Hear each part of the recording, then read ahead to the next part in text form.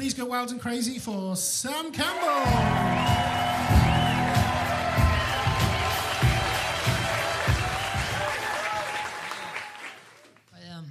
I don't know if you can tell, but I went to get a key cut this week. I needed a spare key and I did something about it. I went down to the key cutting place. All week I was thinking, I've got to get this key cut. At home, I took the key off the key ring. I wanted to have it ready. I accidentally left the key on the kitchen table. I went down there, I didn't have the key. I forgot the key. This key cutter, it was remarkable. He said, just describe it to me. I said, well, it's very much in your classic style. Beginning at the tip of the key, it goes up, down, up, down, up, down. Then kind of just flat for a while, up, down, a few nibbles, up, down, strong finish. He made this key, it was amazing. I mean, it didn't work. But the fact that he gave it a crack. It's tough being a key cutter, it's not easy. You can't make an honest living cutting keys. You can't feed a family cutting keys. Go to a careers advisor and tell them you want to be a key cutter. They'll say, no way, it's not going to happen. Unless you also learn to repair shoes, fix watches, hang up way too many Swiss Army knives, and do custom engravings. Have you ever lost someone that you truly loved only for someone extremely terrifying to take their place? I am, of course, talking about the rail replacement bus. Have you seen these people on the rail replacement bus? These are freaky people. They're not right. You sit next to an old lady, she's breastfeeding a puppet. The thing is, it's not people you've ever seen on the train. These people, they're not on the train. They're not on the tube, they're not on the rail. It's like they're only on the rail replacement bus.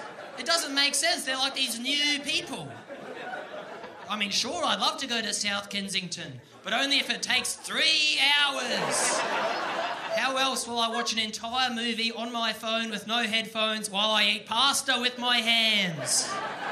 I just got scammed. I can't believe it. I fell for a scam. This guy knocked on my door. He was wearing a suit. He looked highly respectable. He said, do you have Netflix? I said, I do. I've got an account. He said, Boris Johnson is banning Netflix. I said, what? He said, it's his final policy. May I come in? I said, of course. Oh, you must. He got my television remote. He pointed at the Netflix button. Some remote controls, they got a Netflix button. I got one of those. He points at it. He says, you can't have that. If someone catches you with this, there will be a hefty fine. I said, oh no, a hefty fine. He said, don't worry, I'll take care of it. He sucked it right out of the remote control. Seriously. He sucked it right out. He swallowed it. It was like, have you ever seen someone eat an oyster? It was kind of disgusting. I said, oh, well, thanks for sucking that out.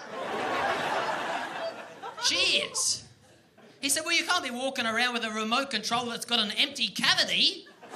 He pulled out a new button. He plopped it in. It was a button. It said Marcus. In big letters, Marcus. I said, who's Marcus? He said, I'm Marcus. I said, what's going on here? He said, press it. Press the button or I'll hurt you very badly. I'll fucking kill you. I was like, oh, no. I pressed it. This guy had his own streaming platform. All these Marcus shows. Marcus eats a shakshuka. Marcus goes on the ferry. Marcus fills in an invoice. At this point, I realised I'd been had. I said, I don't like this. No, I'm not happy about this. Before I could do anything, he sucked out the on-off button. He sucked out all the other buttons. He sucked out the numbers for the channels. All the colourful one. He sucked them all out except for one. The button that makes the volume go up.